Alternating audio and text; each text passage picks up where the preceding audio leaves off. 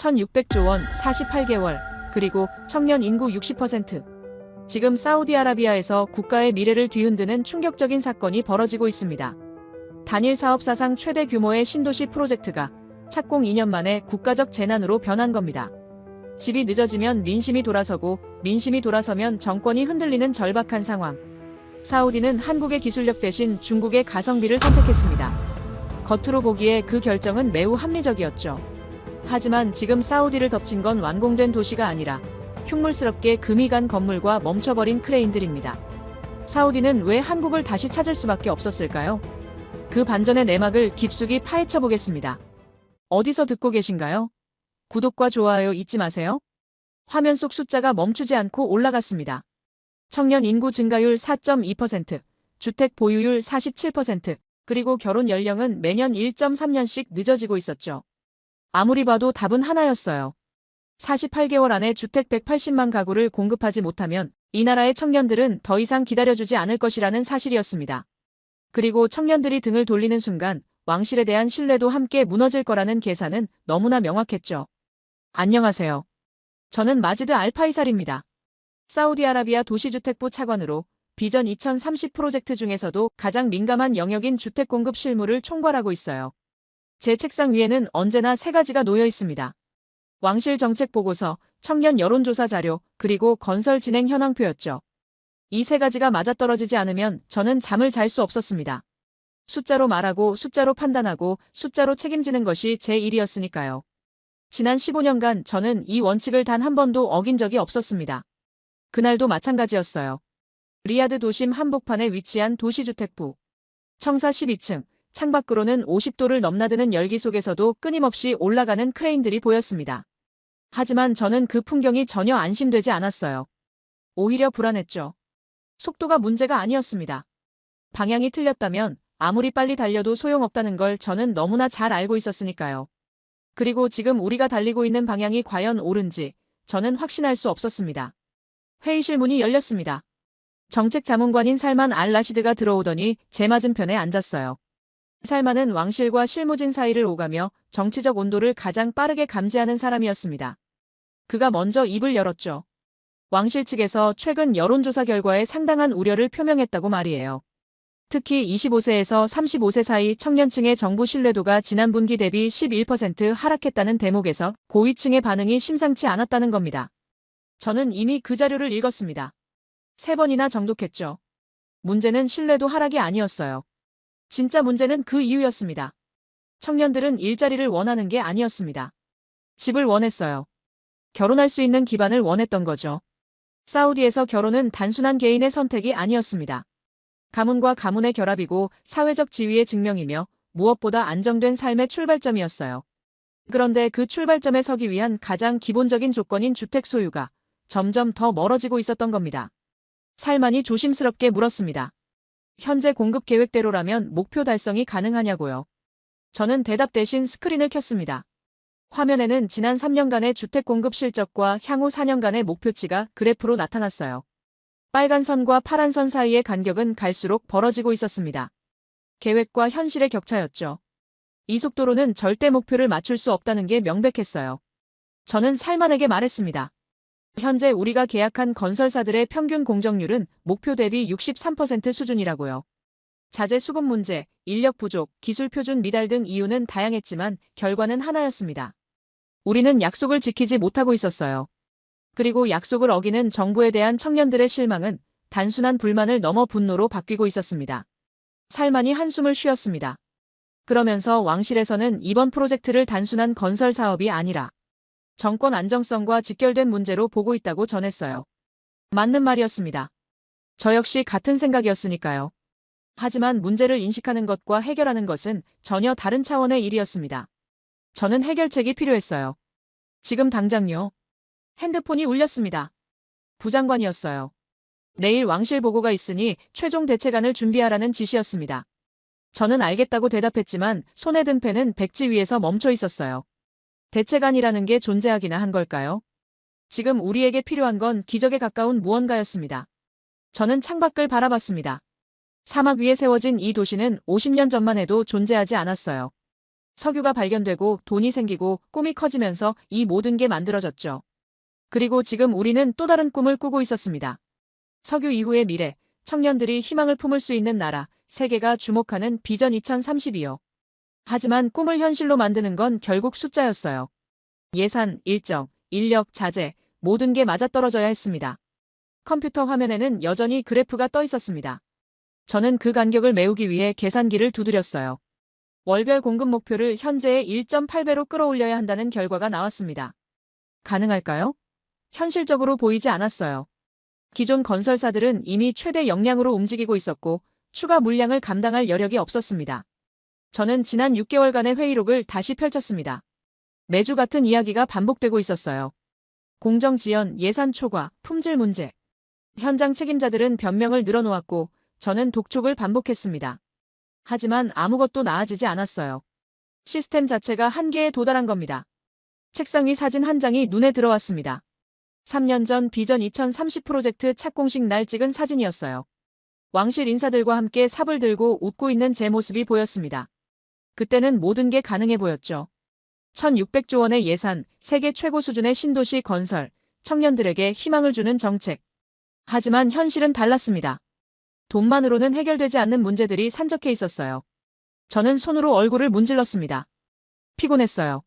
하지만 쉴 수 없었습니다. 내일 왕실 보고에서 저는 명확한 답을 제시해야 했으니까요. 문제는 무엇인가, 해법은 무엇인가, 그리고 언제까지 해결할 수 있는가. 세 가지 질문에 대한 답이 필요했습니다. 저는 다시 데이터로 돌아갔습니다. 숫자는 거짓말을 하지 않았어요. 청년 500만 명, 주택 180만 가구, 남은 시간 48개월. 이 세 가지 숫자가 맞아떨어지지 않으면 이 나라의 미래는 위태로웠습니다. 그리고 그 책임은 고스란히 제 어깨 위에 얹혀 있었죠. 문득 깨달았습니다. 이건 건설 문제가 아니었어요. 생존 문제였습니다. 주택은 단순히 사람들이 사는 공간이 아니었습니다. 청년들의 미래이자 가문의 명예이고 정권의 정당성이었어요. 집이 없으면 결혼이 없고 결혼이 없으면 가정이 무너지고 가정이 무너지면 사회가 흔들렸습니다. 그리고 사회가 흔들리는 순간 왕실도 함께 흔들릴 수밖에 없었죠. 저는 펜을 들고 메모를 시작했습니다. 핵심 문제는 명확했어요. 속도와 품질을 동시에 확보할 방법을 찾아야 한다는 것이었습니다. 하지만 방법은 보이지 않았어요. 현재 시스템으로는 불가능했고 새로운 방법이 필요했습니다. 그게 무엇인지는 아직 몰랐지만 반드시 찾아야 했어요. 밤 11시가 넘어서야 저는 사무실을 나섰습니다. 복도는 텅 비어 있었고 제 발걸음 소리만 메아리 쳤어요. 엘리베이터를 타고 내려가면서 저는 생각했습니다.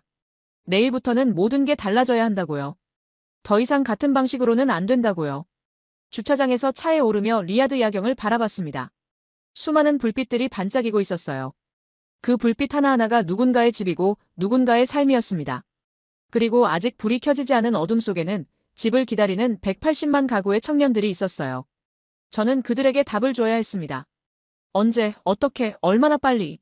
시동을 걸며 저는 다짐했습니다. 이번 주 안에 해법을 찾아내겠다고요. 무슨 수를 써서라도 말이에요. 이건 더 이상 선택의 문제가 아니었습니다. 생존의 문제였으니까요. 다음 날 아침, 저는 회의실에 일찍 도착했습니다. 책상 위에는 지난 5년간 검토했던 건설사 포트폴리오가 놓여 있었어요. 유럽, 미국, 일본, 중국, 한국, 인도까지 전 세계 주요 건설사들의 제안서였죠. 왕실 보고를 앞두고 저는 최종 파트너 후보군을 압축해야 했습니다. 시간이 없었어요. 한 달 안에 계약을 체결하고 석 달 안에 첫 삽을 떠야 했습니다. 저는 제일 먼저 유럽 건설사들의 파일을 옆으로 밀었습니다. 독일과 프랑스 업체들은 기술력만큼이나 단가도 높았어요. 제곱미터당 비용이 우리 예산의 2.3배였죠. 아무리 품질이 좋아도 180만 가구를 지을 돈은 없었습니다. 미국 업체들도 마찬가지였어요. 중동 프로젝트 경험이 부족했고 사막기후에 대한 이해도가 낮았습니다. 일본은 정밀했지만 속도가 문제였죠. 그들의 평균 공사기간은 우리가 요구하는 일정의 1.5배였습니다. 그렇게 하나씩 지워나가자 책상 위에는 3개의 파일만 남았습니다. 중국, 인도, 그리고 한국이었어요. 저는 한국 파일을 집어들었습니다. 표지에는 대형 건설사 3곳의 로고가 인쇄되어 있었죠. 이름만 들어도 아는 회사들이었습니다. 사우디에서 한국 건설사를 모르는 정부 관료는 없었으니까요. 저는 파일을 닫았습니다. 머릿속으로 계산이 끝났어요. 한국은 우리가 원하는 규모를 감당할 수 없다는 결론이었죠. 그들의 강점은 기술이지 물량이 아니었습니다. 프리미엄 프로젝트에는 적합하지만 대량 공급에는 맞지 않았어요. 회의실 문이 열렸습니다. 살만 자문관이 들어왔어요. 그는 제 책상 위의 파일들을 보더니 한국 파일을 가리켰습니다. 검토해서 제외했느냐고 물었죠. 저는 고개를 끄덕였습니다. 살만은 의외라는 표정을 지었어요. 그가 말했습니다. 최근 한국 건설사들의 기술 수준이 상당히 올라갔다고요. PC 공법이라는 게 있는데 공장에서 미리 부품을 만들어 현장에서 조립하는 방식이라고 했어요. 속도도 빠르고 품질도 균일하다고 덧붙였습니다. 심지어 스마트시티 기술도 보유하고 있다고 하더군요. 저는 웃었습니다. 살만의 말이 틀렸다는 게 아니었어요. 다만 현실적이지 않다는 생각이었죠. PC 공법이 좋다는 건 저도 알고 있었습니다. 하지만 그게 대규모 프로젝트에서 검증됐느냐는 별개의 문제였어요. 우리는 실험할 여유가 없었습니다. 이미 검증된 방식, 이미 해본 경험, 이미 확인된 속도가 필요했죠. 저는 살만에게 설명했습니다. 한국은 분명 발전했을 거라고요. 70년대의 그 회사들이 아니라는 것도 알고 있다고요. 하지만 우리에게는 두 가지 문제가 있었습니다. 첫째, 한국이 한 번에 30만 가구를 지은 실적이 없다는 것이었어요. 둘째, 우리는 이미 한국을 너무 잘 안다는 거였죠. 살만이 되물었습니다. 잘 안다는 게 왜 문제냐고요. 저는 창밖을 바라봤습니다. 그리고 천천히 대답했어요. 우리가 아는 한국은 40년 전의 한국이라고요. 성실하고 근면한 노동자들이었고 시키는 대로 잘하는 파트너였다고요. 하지만 지금 우리에게 필요한 건 그런 파트너가 아니었습니다. 우리는 게임 체인저가 필요했어요. 규칙을 바꿀 수 있는 혁신적인 파트너 말이죠. 살만은 고개를 가로저었습니다. 그러면서 제가 한국을 과소평가하고 있다고 말했어요. 최근 한국이 중동에서 수주한 프로젝트들을 보면 기술 수준이 세계 최고 수준이라고 했습니다.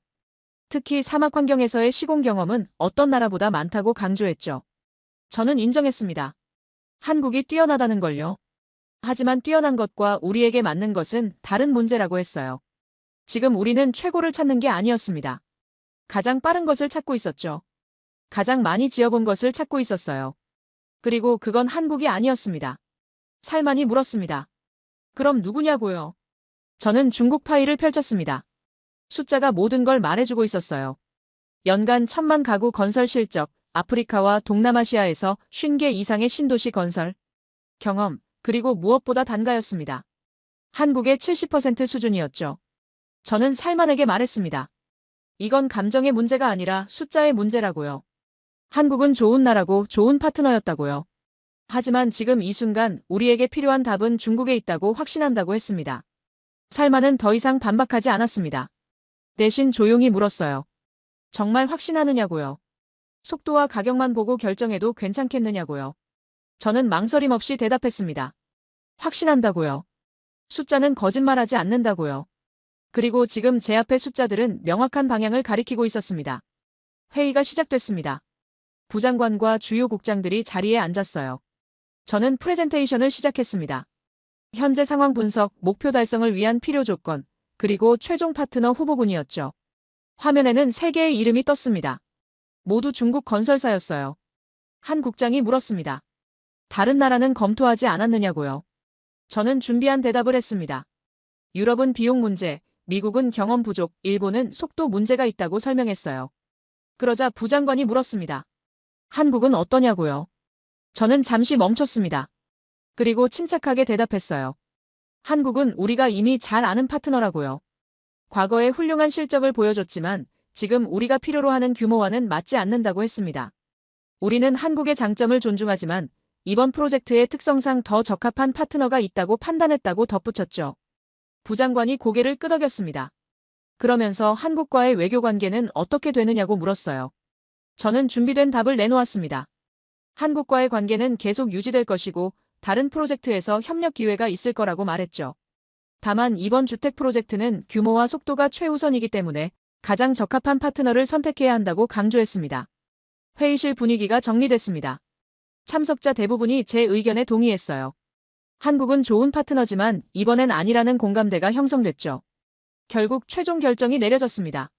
중국 건설사 3곳을 대상으로 실사를 진행하고 한 달 내에 최종 파트너를 선정한다는 것이었어요. 회의가 끝나고 저는 혼자 남았습니다. 창밖을 바라보며 저는 생각했어요. 올바른 결정을 내렸을까요? 숫자는 명확했습니다. 중국이 모든 면에서 우위에 있었어요. 속도도 물량도 가격도 말이죠. 그런데 왜 마음 한구석이 편하지 않았을까요? 저는 고개를 저었습니다. 감정을 배제해야 했어요. 15년간 제가 배운 건 바로 그것이었습니다. 숫자로 판단하고 논리로 결정하고 감정은 무시하는 것이었죠. 지금도 마찬가지였습니다. 제 결정은 합리적이었고 근거가 명확했어요. 책상 위에 한국 파일을 서랍에 넣었습니다. 더 이상 필요 없는 자료였죠. 저는 중국 파일만 남겨두고 나머지를 정리했어요. 이제 앞으로 나아가야 할 시간이었습니다. 과거의 기억에 얽매일 여유는 없었어요. 그날 저녁 살만에게서 문자가 왔습니다. 짧은 내용이었어요. 마지드, 당신이 옳기를 바랍니다. 저는 답장하지 않았습니다. 대신 다시 한번 데이터를 확인했죠. 숫자는 여전히 같은 답을 가리키고 있었습니다. 하지만 그때 저는 몰랐습니다. 가장 위험한 오만은 무지가 아니라 착각에서 온다는 것을요. 우리는 한국을 안다고 믿었습니다. 그래서 선택하지 않았죠. 하지만 진실은 달랐어요. 우리는 한국을 전혀 모르고 있었습니다. 아니, 정확히 말하면 40년 전에 한국만 알고 있었던 겁니다. 일주일 뒤, 저는 중국 건설사 대표단을 맞이했습니다. 리야드 시내 특급 호텔 회의실이었어요. 창밖으로는 사막 너머 신도시 건설 예정지가 보였죠. 저는 일찍 도착해서 마지막 점검을 했습니다. 오늘 회의에서 최종 파트너가 결정될 예정이었어요. 제 손에는 평가 기준표가 들려 있었습니다. 속도, 가격, 물량 처리 능력, 이 세 가지였죠. 오전 10시 회의실 문이 열렸습니다. 검은색 정장을 입은 남자가 들어왔어요. 리우 웨이였습니다. 중국 최대 국영 건설사의 중동 총괄이었죠. 그의 뒤로 10명의 수행원이 따라 들어왔어요. 각자 두꺼운 포트폴리오를 들고 있었습니다. 리우 웨이는 제게 악수를 청했어요. 그의 악수는 강했고 눈빛은 자신감으로 가득했습니다. 프레젠테이션이 시작됐습니다. 리우 웨이는 첫 슬라이드부터 숫자를 보여줬어요. 지난 10년간 중국 내에서 건설한 주택이 1억 2천만 가구라고 했습니다. 연평균 1,200만 가구였죠. 그는 화면을 넘기며 말했습니다. 사우디가 원하는 180만 가구는 자신들에게 일상적인 물량이라고요. 심지어 그보다 훨씬 많은 숫자를 동시에 처리한 경험이 있다고 덧붙였습니다. 저는 메모를 시작했습니다. 숫자는 인상적이었어요. 하지만 중국 내수 시장과 중동 프로젝트는 다른 문제였죠. 저는 질문했습니다. 사막 환경에서의 시공 경험이 얼마나 되느냐고요. 리우 웨이는 즉시 답했습니다. 아프리카에서 23개 신도시를 건설했고 동남아시아에서 31개 프로젝트를 완료했다고요. 더위와 습도, 극한 환경에서의 시공은 이미 검증됐다고 강조했습니다. 다음 슬라이드에는 가격표가 나왔습니다. 제곱미터당 단가가 우리 예상보다 30% 낮았어요. 저는 놀랐습니다. 어떻게 이런 가격이 가능하냐고 물었죠. 리우 웨이는 웃으며 설명했습니다. 자재를 중국에서 직접 들여오고 노동력도 중국인을 활용하며 설계부터 시공까지 모든 과정을 자체 시스템으로 처리한다고요. 중간 마진이 없으니 원가가 낮다는 논리였습니다. 저는 계산기를 두드렸습니다. 이 단가라면 예산을 20% 절감할 수 있었어요. 남는 돈으로 추가 물량을 확보할 수도 있었죠. 180만 가구가 아니라 220만 가구도 가능했습니다. 숫자는 매력적이었어요. 너무 매력적이어서 오히려 의심스러울 정도였죠. 리우 웨이가 다음 화면을 띄웠습니다. 공정표였어요. 착공부터 준공까지 36개월이라고 했습니다. 우리가 요구한 48개월보다 1년이나 빨랐죠. 저는 물었습니다. 어떻게 그렇게 빠를 수 있느냐고요. 리우 웨이는 자신있게 대답했습니다. 동시다발적 시공 방식을 쓴다고요. 10개 구역을 나눠서 같은 시간에 작업하면 단일 공정보다 10배 빠르다는 설명이었습니다. 저는 고개를 끄덕였습니다. 이론적으로는 맞는 말이었어요. 하지만 실무적으로는 위험했습니다. 10개 구역을 동시에 관리하려면 엄청난 조율 능력이 필요했죠.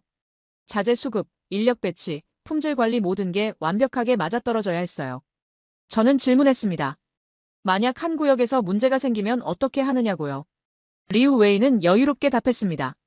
문제가 생기지 않도록 시스템이 설계돼 있다고요. 모든 공정이 표준화돼 있고 매뉴얼대로만 움직이면 된다고 했습니다. 그는 화면에 차트를 띄웠어요. 지난 프로젝트들의 완공률이었습니다. 98.7%였죠. 저는 인정할 수밖에 없었습니다. 숫자는 거짓말하지 않았으니까요. 리우 웨이가 말했습니다. 품질은 조정 가능하지만 속도는 기회라고요. 지금 이 순간을 놓치면 다시는 따라잡을 수 없다고 했습니다. 저는 그 말에 동의했어요. 우리는 기회의 창 안에 있었고 그 창은 빠르게 닫히고 있었습니다. 회의가 끝났습니다. 리우 웨이는 악수를 청하며 말했어요. 함께 역사를 만들자고요. 사우디의 꿈을 현실로 만들자고요. 저는 그의 손을 잡았습니다. 강한 악수였어요. 확신에 찬 악수였죠. 하지만 복도로 나오자 살만이 기다리고 있었습니다. 그는 제 표정을 보더니 물었어요. 결정했느냐고요. 저는 고개를 끄덕였습니다. 살만이 다시 물었죠. 정말 확신하느냐고요. 품질 관리는 어떻게 할 거냐고요. 저는 대답했습니다. 품질 기준을 명확히 계약서에 명시할 거라고요. 그리고 단계별 검수를 진행할 거라고 했습니다. 살만은 고개를 저었어요. 그러면서 말했습니다. 마지드, 계약서는 문제가 생긴 뒤에 보는 거라고요. 문제가 안 생기게 하는 게 먼저라고요. 저는 살만의 걱정을 이해했습니다. 하지만 지금은 선택의 여지가 없었어요. 우리에게는 중국밖에 없었습니다. 속도와 가격에서 압도적이었고 실적도 충분했죠. 다른 대안은 없었어요. 저는 살만에게 말했습니다. 위험은 관리하면 되는 거라고요. 완벽한 파트너는 없다고요. 중요한 건 목표를 달성하는 거라고 했습니다. 살만은 더 이상 말하지 않았습니다. 그저 고개만 끄덕였죠. 다음 날 저는 부장관에게 보고했습니다. 중국 건설사와 계약을 추진하겠다고요. 부장관은 평가 자료를 검토했어요. 숫자들을 하나하나 확인하더니 승인했습니다. 왕실 보고는 다음 주로 잡혔죠. 저는 사무실로 돌아와 계약서 초안을 검토했습니다. 법무팀이 준비한 문서였어요. 조항들이 빼곡했습니다. 공정 일정, 품질 기준, 위약금, 분쟁 해결 절차까지 모든 게 명시돼 있었죠. 저는 안심했습니다. 계약서가 우리를 보호해줄 거라고 믿었어요. 하지만 제 책상 서랍 깊숙이에는 아직 한국 건설사 파일이 있었습니다. 저는 그걸 꺼내 마지막으로 한번 펼쳐봤어요. PC공법, 스마트시티, 사막환경 특화 기술들이 나열돼 있었죠. 인상적이었습니다. 하지만 충분하지 않았어요. 저는 파일을 닫았습니다. 그리고 서랍 맨 밑에 넣었어요. 이제 앞만 보기로 했습니다. 중국과 함께 새로운 시작을 하는 거였죠. 1600조 원의 프로젝트, 180만 가구의 주택, 그리고 청년 500만 명의 미래가 시작되는 순간이었습니다. 한 달 뒤 계약식이 열렸습니다. 리야드 왕궁 대회의실이었어요. 왕실 인사들과 장관들이 참석했습니다. 리우 웨이는 검은 양복에 붉은 넥타이를 메고 나타났어요. 자신감이 넘쳤죠. 카메라 플래시가 터졌고 우리는 서류에 서명했습니다.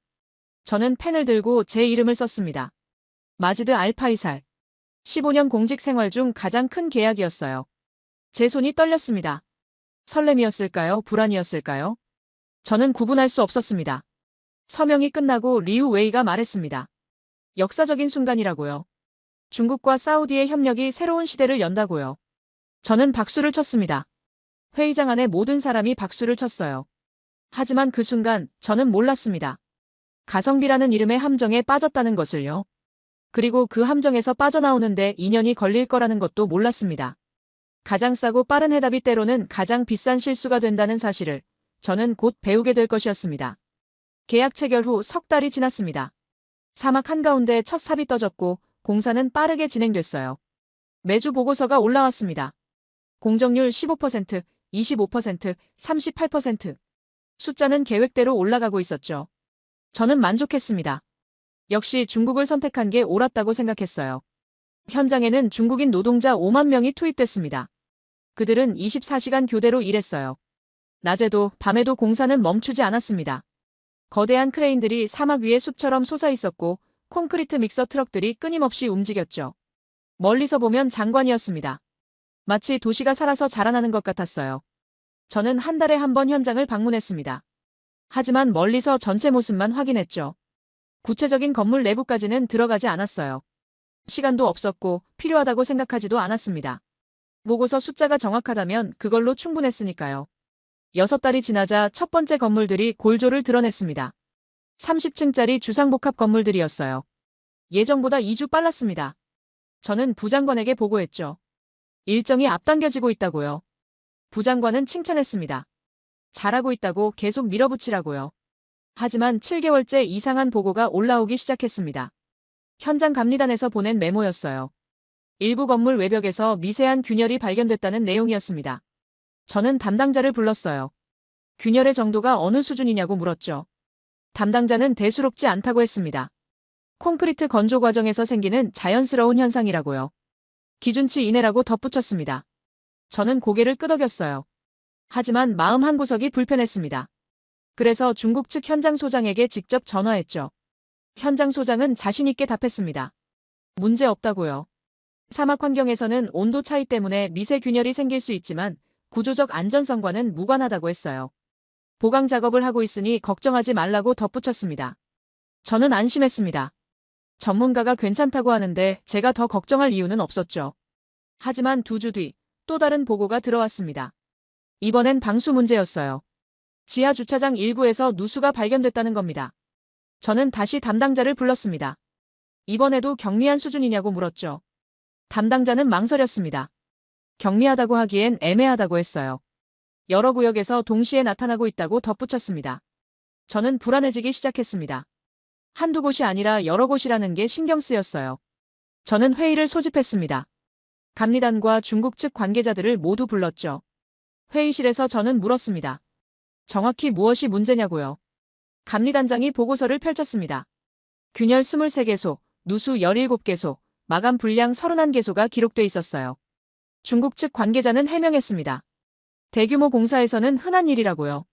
모든 건 사후 보완할 수 있다고 했습니다. 중요한 건 일정을 지키는 거라고 강조했죠. 저는 따져 물었습니다. 품질 기준은 어떻게 되느냐고요. 그는 계약서 조항을 인용했습니다. 모든 시공이 사우디 건축 기준에 부합한다고 했어요. 다만 사막 환경의 특수성을 고려해야 한다고 덧붙였습니다. 저는 납득할 수 없었습니다. 특수성이라는 말로 품질을 타협할 수는 없었어요. 회의는 결론 없이 끝났습니다. 중국 측은 문제 없다고 했고 감리단은 우려스럽다고 했어요. 저는 판단해야 했습니다. 누구 말이 맞는지 어떻게 해야 하는지 결정해야 했죠. 그날 밤 저는 잠을 이루지 못했습니다. 계속 보고서 숫자들이 머릿속을 맴돌았어요. 균열 23개소, 누수 17개소. 이게 정말 경미한 수준일까요? 아니면 더 큰 문제의 징조일까요? 다음 날 아침 저는 결심했습니다. 직접 현장을 확인하기로요. 보고서로는 충분하지 않았어요. 제 눈으로 직접 봐야 했습니다. 저는 비서에게 말했죠. 오늘 오후 현장 방문 일정을 잡으라고요. 오후 2시 저는 현장에 도착했습니다. 사막 한가운데였어요. 기온은 48도였습니다. 차에서 내리자마자 열기가 피부를 찔렀죠. 선글라스 너머로 거대한 건물들이 보였습니다. 30층짜리 건물 수십 동이 일렬로 서 있었어요. 현장 소장이 저를 맞았습니다. 그는 안전모를 건네며 말했어요. 위험하니 조심하라고요. 저는 안전모를 쓰고 그를 따라 건물 안으로 들어갔습니다. 내부는 시원했어요. 냉방 시스템이 가동되고 있었죠. 우리는 엘리베이터를 타고 15층으로 올라갔습니다. 문이 열리자 복도가 나타났어요. 그런데 뭔가 이상했습니다. 벽면에 선이 그어져 있었어요. 가느다란 선들이 불규칙하게 뻗어 있었죠. 저는 다가가서 손으로 만져봤습니다. 균열이었어요. 생각보다 깊었습니다. 손톱을 넣자 들어갔죠. 저는 현장 소장을 돌아봤습니다. 이게 미세 균열이냐고 물었어요. 현장 소장은 당황했습니다. 보강 작업 예정이라고 얼버무렸어요. 저는 다른 층도 보여달라고 했습니다. 우리는 10층, 8층, 5층을 차례로 돌아봤어요. 모든 층에 균열이 있었습니다. 어떤 건 연필 굵기만 했고 어떤 건 손가락이 들어갈 정도였죠. 저는 지하로 내려갔습니다. 주차장이었어요. 콘크리트 바닥을 걷는데 발밑이 축축했습니다. 고개를 들자 천장에서 물이 떨어지고 있었어요. 한 곳이 아니었습니다. 여러 곳에서 물이 새고 있었죠. 소장은 변명을 늘어놓기 시작했습니다. 속도 때문에 어쩔 수 없었다고, 인력이 부족했다고, 자재 수급에 문제가 있었다고요. 하지만 저는 듣고 싶지 않았습니다. 변명이 아니라 해결책이 필요했으니까요. 저는 4시간 동안 현장을 돌아봤습니다. 10개 건물을 확인했어요. 모든 건물에 문제가 있었습니다. 그 정도의 차이만 있을 뿐 완벽한 건물은 하나도 없었죠. 차로 돌아오는 길에 저는 아무 말도 하지 못했습니다. 충격이었어요. 보고서의 숫자와 현실은 너무 달랐습니다. 균열 23개소라는 건 거짓말이었어요. 최소한 수백 개는 될 것 같았죠. 사무실로 돌아와 저는 책상에 앉았습니다. 손이 떨렸어요. 분노 때문인지 불안 때문인지 알 수 없었습니다. 창밖으로 리야드 시내가 보였어요. 멀쩡해 보이는 도시였습니다. 하지만 사막 저 너머에는 균열투성이 건물들이 서 있었죠. 저는 생각했습니다. 이건 도시가 아니라고요. 모래성이라고요. 비가 오면 무너질 모래성이었습니다. 그리고 그 모래성에 청년 수십만 명이 입주할 예정이었어요. 핸드폰이 울렸습니다. 부장관이었어요. 저는 받지 않았습니다. 지금 보고할 게 없었으니까요. 아니, 정확히는 보고할 용기가 없었습니다. 제가 선택한 파트너가 이 지경을 만들었다는 걸 인정하기가 두려웠어요. 저는 서랍을 열었습니다. 맨 밑에 넣어뒀던 한국 파일이 보였어요. 저는 그걸 꺼내지 않았습니다. 지금 과거를 후회해봤자 소용없었으니까요. 중요한 건 앞으로 어떻게 할 것인가였습니다. 하지만 저는 이미 알고 있었습니다. 이 문제가 단순히 보강으로 끝날 게 아니라는 것을요. 훨씬 더 깊고 훨씬 더 복잡한 무언가가 시작됐다는 것을요. 다음 날 아침, 저는 리우 웨이를 소환했습니다. 긴급 회의였어요. 전날 현장에서 목격한 것들을 더 이상 방치할 수 없었습니다. 회의실에는 저와 부장관, 감리단장, 그리고 법무팀이 대기하고 있었죠. 공기는 무거웠어요. 오전 10시 리우 웨이가 도착했습니다. 여전히 자신감 넘치는 표정이었어요. 그는 악수를 청하며 웃었습니다. 저는 악수를 받지 않았죠. 자리에 앉으라고 했습니다. 분위기가 심상치 않다는 걸 그제야 눈치챈 것 같았어요. 저는 테이블 위에 사진들을 펼쳤습니다. 전날 현장에서 찍은 사진들이었어요. 벽의 균열, 천장의 누수, 흔들리는 난간, 떨어진 타일들이 생생하게 담겨 있었습니다. 리우 웨이는 사진들을 보더니 고개를 끄덕였어요. 마치 예상했다는 듯이요. 저는 물었습니다. 이게 계약서에 명시된 품질 기준에 부합하느냐고요. 리우 웨이는 잠시 침묵했습니다. 그러더니 입을 열었어요. 사막 환경의 특수성을 고려해야 한다고 말했습니다. 50도가 넘는 폭염과 밤낮 온도차 30도는 어떤 건물이든 영향을 받는다고 했죠. 저는 따져 물었습니다. 그럼 왜 계약 전에 말하지 않았느냐고요. 사막 환경은 처음부터 알려진 조건이었잖느냐고요. 리우 웨이는 답했습니다. 알고 있었다고요. 다만 이론과 실제는 다르다고 했습니다. 실제로 시공해보니 예상보다 어려웠다고 덧붙였어요. 부장관이 끼어들었습니다. 그럼 어떻게 해결할 거냐고 물었죠. 리우 웨이는 서류 뭉치를 꺼냈습니다. 보안 계획서였어요. 균열 부위 보강, 방수 처리 재시공, 마감재 교체 등이 나열돼 있었습니다. 예상 기간은 6개월이었어요. 저는 계산했습니다. 6개월이면 전체 일정이 밀린다는 뜻이었어요. 우리는 48개월 안에 모든 걸 끝내야 했는데 벌써 6개월을 잃게 된 거죠. 저는 물었습니다. 일정은 어떻게 할 거냐고요. 리우 웨이는 대답했습니다. 동시 작업으로 만회하겠다고요. 보완 작업과 신규 건물 시공을 병행한다고 했습니다. 저는 고개를 저었어요. 지금 문제는 속도가 아니라 품질이라고 말했죠.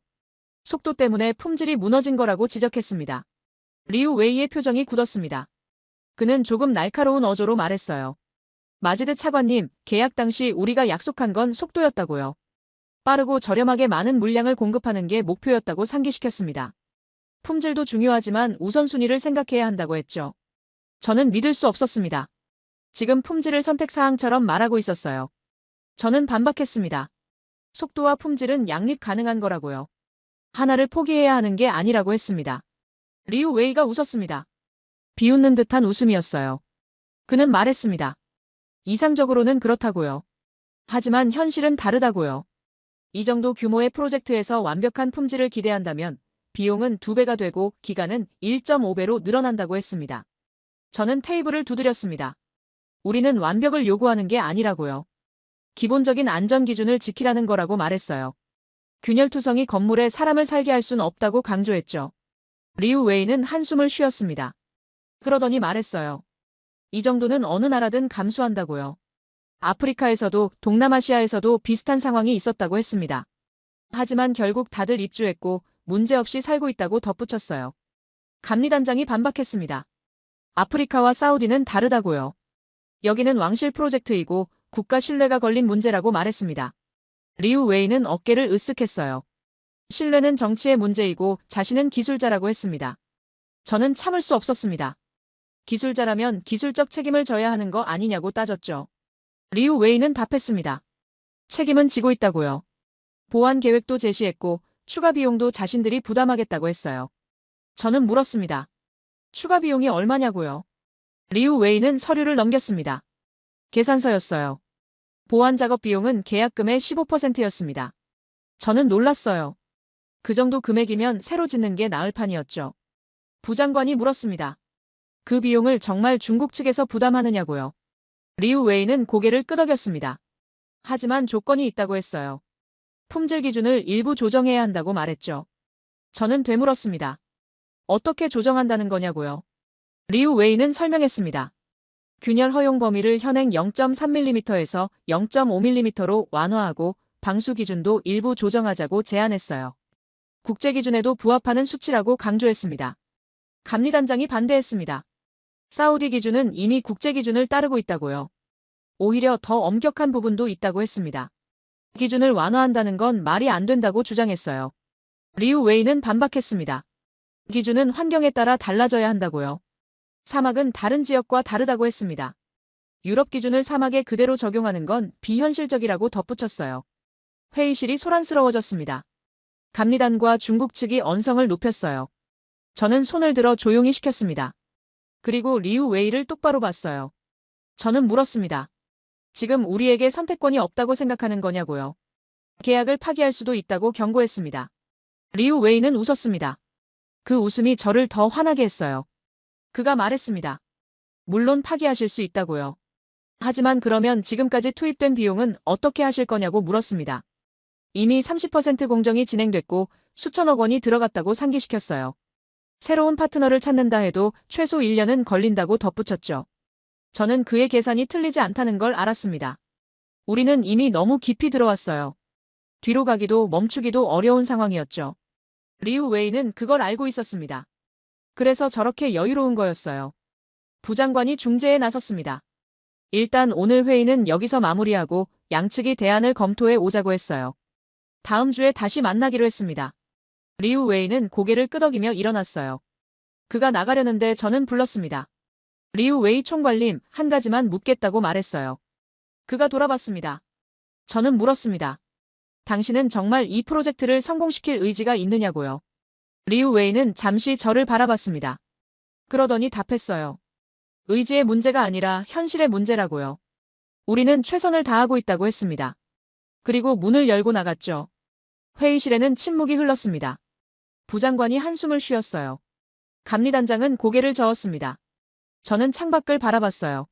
멀리 사막이 보였습니다. 그 사막 위에 우리의 꿈이 무너지고 있었어요. 저는 사무실로 돌아와 책상에 앉았습니다. 머리가 복잡했어요. 리우 웨이의 말이 계속 맴돌았습니다. 이 정도는 어느 나라든 감수합니다. 정말 그럴까요? 정말 우리도 감수해야 하는 걸까요? 저는 서랍을 열었습니다. 한국 파일이 여전히 거기 있었어요. 이번엔 꺼냈습니다. 첫 장을 펼쳤죠. PC공법, 품질관리 시스템, 사막환경 특화 기술들이 적혀 있었어요. 저는 한숨을 쉬었습니다. 이미 늦었어요. 시간을 되돌릴 순 없었습니다. 지금 할 수 있는 건 현재 상황을 최선으로 관리하는 것뿐이었죠. 하지만 한 가지는 확실해졌습니다. 대체 불가능하다는 착각, 그게 가장 위험한 거였어요. 리우 웨이는 자신들 없이는 프로젝트가 진행될 수 없다고 믿고 있었습니다. 그래서 저렇게 오만할 수 있었던 거죠. 저는 생각했습니다. 정말 대안이 없는 걸까요? 아니면 제가 찾지 못하고 있는 걸까요? 답은 보이지 않았습니다. 다만 한 가지는 명확했어요. 이대로는 안 된다는 것이었죠. 사흘이 지났습니다. 저는 여전히 대안을 찾지 못하고 있었어요. 리우 웨이와의 다음 회의가 이틀 앞으로 다가왔지만 제 손에는 카드가 없었습니다. 중국 측 요구를 받아들이거나 아니면 프로젝트 전체를 중단하거나 둘 중 하나였죠. 그날 오후 살만이 제 사무실을 찾아왔습니다. 그는 파일 하나를 들고 있었어요. 표정이 심각했습니다. 저는 물었죠. 무슨 일이냐고요? 살만은 파일을 제 책상 위에 놓으며 말했습니다. 이걸 봐야 한다고요. 저는 파일을 펼쳤습니다. 이라크 프로젝트 보고서였어요. 제목은 비스마야 신도시였습니다. 저는 고개를 들었어요. 이라크가 지금 무슨 상관이냐고 물었죠. 살만은 침착하게 답했습니다. 끝까지 읽어보라고요. 첫 페이지에는 프로젝트 개요가 적혀 있었습니다. 2012년 착공, 10만 가구 규모, 바그다드 남쪽 사막지대 신도시 건설이었어요. 시공사는 한국 건설사 컨소시엄이었죠. 저는 눈썹을 치켜 올렸습니다. 한국이라고요? 다음 페이지를 넘겼습니다. 2014년 상황 기록이었어요. IS가 이라크를 침공했고 바그다드 인근까지 위협이 다가왔다는 내용이었습니다. 대부분의 외국 기업들이 철수했다고 적혀 있었어요. 하지만 한국 건설사는 남았다고 했습니다. 저는 믿기지 않았습니다. 전쟁 중인데 공사를 계속했다고요? 살만이 고개를 끄덕였습니다. 그렇다고요. 심지어 공정률을 유지했다고 덧붙였어요. 저는 계속 읽었습니다. 2015년 기록에는 더 놀라운 내용이 있었어요. IS의 박격포 공격으로 현장 인근에 포탄이 떨어졌다고 했습니다. 하지만 한국 측은 안전구역을 재조정하고 공사를 이어갔다고 적혀 있었죠. 저는 페이지를 덮고 살만을 봤습니다. 이게 사실이냐고 물었어요. 살만은 답했습니다. 이라크 정부 공식 기록이라고요. 자신도 처음에는 믿기 어려웠지만 여러 출처를 확인했다고 했습니다. 저는 다시 파일을 펼쳤습니다. 2016년 준공 기록이 나왔어요. IS 위협이 여전한 상황에서도 1차 구역 3만 가구가 완공됐다고 했습니다. 품질 검사 결과도 첨부돼 있었어요. 모든 항목이 기준치를 통과했다고 적혀 있었죠. 저는 의자에 등을 기댔습니다. 머리가 복잡했어요. 전쟁 중인 땅에서 IS의 위협 속에서 공사를 멈추지 않았다고요? 그것도 품질을 유지하면서요? 살만이 말했습니다. 이라크 정부가 한국을 신뢰하는 이유를 알겠다고요. 돈 때문이 아니라 책임감 때문이라고 했습니다. 저는 고개를 저었어요. 여전히 이해가 안 됐거든요. 저는 물었습니다. 왜 철수하지 않았을까요? 목숨이 위험한 상황인데요. 살만은 어깨를 으쓱했습니다. 그게 한국 방식이라고 했어요. 약속은 지킨다는 거라고 덧붙였습니다. 저는 창밖을 바라봤습니다. 리야드는 평화로웠어요. 전쟁도 IS도 없었습니다. 그런데 우리 프로젝트는 무너지고 있었죠. 반면 이라크는 전쟁 중이었는데도 프로젝트가 완수됐다고요. 저는 다시 파일을 들었습니다. 뒷부분에는 현장 책임자 인터뷰가 실려 있었어요. 한국인 소장이었습니다. 기자가 물었죠. 왜 철수하지 않았느냐고요? 소장은 답했다고 적혀 있었습니다. 이라크 국민들이 기다리고 있었다고요. 전쟁 때문에 더 절실하게 집을 원했다고요. 그 사람들을 버릴 수 없었다고 말했습니다. 저는 그 문장을 다시 읽었습니다. 그 사람들을 버릴 수 없었다. 단순한 말이었지만 무게가 달랐어요. 계약서에도 숫자에도 없는 무언가였습니다. 살만이 조용히 말했습니다. 마지드, 우리가 놓친 게 뭔지 아느냐고요. 저는 고개를 들었어요. 살만은 계속 말했습니다. 우리는 숫자만 봤다고요. 가격, 속도, 물량만 봤다고요. 하지만 정작 중요한 건 따로 있었다고 했습니다. 저는 물었습니다. 뭐가 중요하다는 거냐고요. 살만은 답했습니다. 신뢰라고요. 위기가 왔을 때 도망가지 않는 파트너라고 했어요. 저는 반박하려 했습니다. 하지만 말이 나오지 않았어요. 지난 몇 달을 돌이켜봤습니다. 문제가 생기자 리우 웨이는 뭐라고 했죠? 이 정도는 어느 나라든 감수합니다. 책임을 회피했어요. 기준을 낮추자고 했죠. 반면 이라크에서 한국은 어땠나요? 포탄이 떨어지는 상황에서도 현장을 지켰습니다. 품질을 타협하지 않았어요. 약속을 지켰죠. 저는 파일을 덮었습니다. 그리고 살만에게 물었어요. 이 프로젝트는 지금 어떻게 됐냐고요. 살만은 답했습니다. 2단계 공사가 진행 중이라고요. 이라크 정부가 한국 측에 추가 계약을 맡겼다고 했어요. 저는 쓴웃음을 지었습니다. 전쟁 중인 나라가 추가 계약을 주고 평화로운 나라는 프로젝트가 무너지고 있다니요. 아이러니였어요. 저는 책상 서랍을 열었습니다. 한국 파일을 꺼냈어요. 이번엔 처음부터 다시 읽었습니다. PC 공법, 스마트시티, 사막 환경 기술. 이제 달리 보였어요. 이건 단순한 기술이 아니었습니다. 신뢰를 만들어내는 시스템이었죠. 저는 살만에게 말했습니다. 이라크 프로젝트 책임자를 만날 수 있느냐고요. 살만은 고개를 끄덕였어요. 알아보겠다고 했습니다.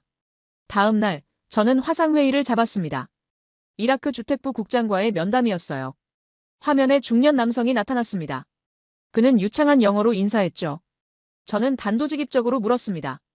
비스마야 프로젝트에 대해 듣고 싶다고요. 특히 한국 건설사에 대해서요. 국장은 웃으며 답했습니다. 무엇이든 물어보라고요. 저는 물었습니다. IS 위협 속에서도 정말 공사가 멈추지 않았느냐고요. 국장은 고개를 끄덕였습니다. 한 번도 멈추지 않았다고 했어요. 심지어 일정보다 빨랐다고 덧붙였습니다. 저는 따져 물었습니다. 품질은 어땠느냐고요. 국장은 명확하게 답했습니다. 완벽했다고요. 지금도 주민들이 만족하며 살고 있다고 했습니다. 저는 핵심 질문을 던졌습니다.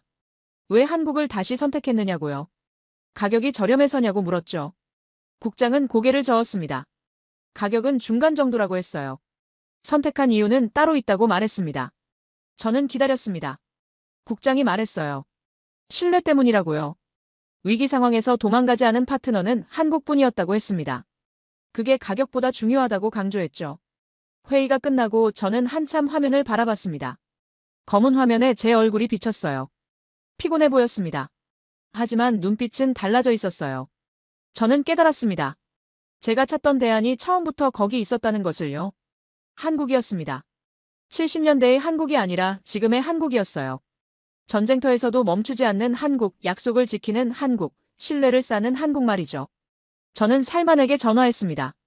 한국 건설사 연락처를 알아봐 달라고 했어요. 살만이 물었습니다.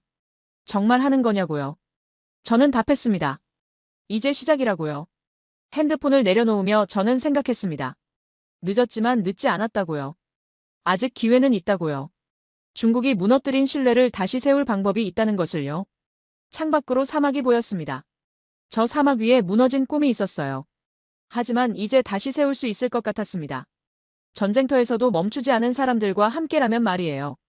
일주일 뒤, 저는 호텔 로비에 앉아 있었습니다. 리야드 시내 특급 호텔이었어요. 한국 건설사 중동 총괄을 만나기로 한 자리였죠. 저는 긴장하고 있었습니다. 이번 만남이 마지막 기회일지도 몰랐으니까요. 오전 10시 정각, 남자 한 명이 로비로 들어왔습니다. 박진우였어요. 한국 건설사 중동 프로젝트 총괄이었죠. 그는 검소한 회색 정장을 입고 있었습니다. 리우 웨이의 화려한 차림과는 달랐어요.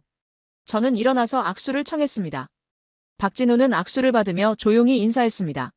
말이 많지 않은 사람 같았어요. 우리는 회의실로 이동했죠. 저는 단도직입적으로 말했습니다. 이라크 비스마야 프로젝트에 대해 듣고 싶다고요. 박진우는 고개를 끄덕였습니다. 무엇이든 물어보시라고 했어요. 저는 준비한 질문을 꺼냈습니다. IS 위협 속에서 왜 철수하지 않았느냐고요. 박진우는 잠시 생각하더니 답했습니다. 약속했으니까요. 단순한 대답이었지만 무게가 있었어요. 저는 더 파고들었습니다. 직원들의 안전은 어떻게 했느냐고요. 박진우는 설명했습니다. 안전구역을 설정하고 비상대피 계획을 수립했다고요. 위험도를 매일 평가했다고 했습니다. 하지만 철수는 고려하지 않았다고 덧붙였어요. 저는 이해가 안 갔습니다. 목숨을 걸 정도로 중요한 프로젝트였느냐고 물었죠. 박진우는 고개를 저었습니다. 목숨을 건 게 아니라고 했어요. 최선을 다한 거라고 말했습니다. 저는 질문을 바꿨습니다. 품질 관리는 어떻게 유지했느냐고요. 전쟁 중인데 품질을 지킬 수 있었느냐고 물었어요. 박진우는 자료를 꺼냈습니다. 공정별 품질 검사 기록이었죠. 그는 설명했습니다. 전쟁이든 평화든 기준은 같다고요. 오히려 어려운 환경일수록 더 철저하게 관리했다고 했어요. 주민들이 불안해하는데 집마저 불안하면 안 된다고 덧붙였습니다. 저는 그 말에 멈칫했습니다. 주민 걱정을 먼저 하고 있었어요. 계약이나 이익이 아니라 사람을 먼저 생각하고 있었죠. 저는 계속 질문했습니다. 자재 수급은 어땠느냐고요. 전쟁 중이면 공급망이 끊겼을 텐데요. 박진우의 표정이 약간 달라졌습니다. 그게 진짜 문제였다고 했어요. 2015년 초 터키에서 들어오던 자재 공급이 완전히 끊겼다고 설명했습니다. 국경이 봉쇄됐고 운송업체들이 철수했다고 했죠. 저는 물었습니다. 그럼 어떻게 했느냐고요. 박진우는 답했습니다. 직접 만들었다고요. 저는 되물었어요. 무슨 뜻이냐고요. 박진우는 자료를 펼쳤습니다.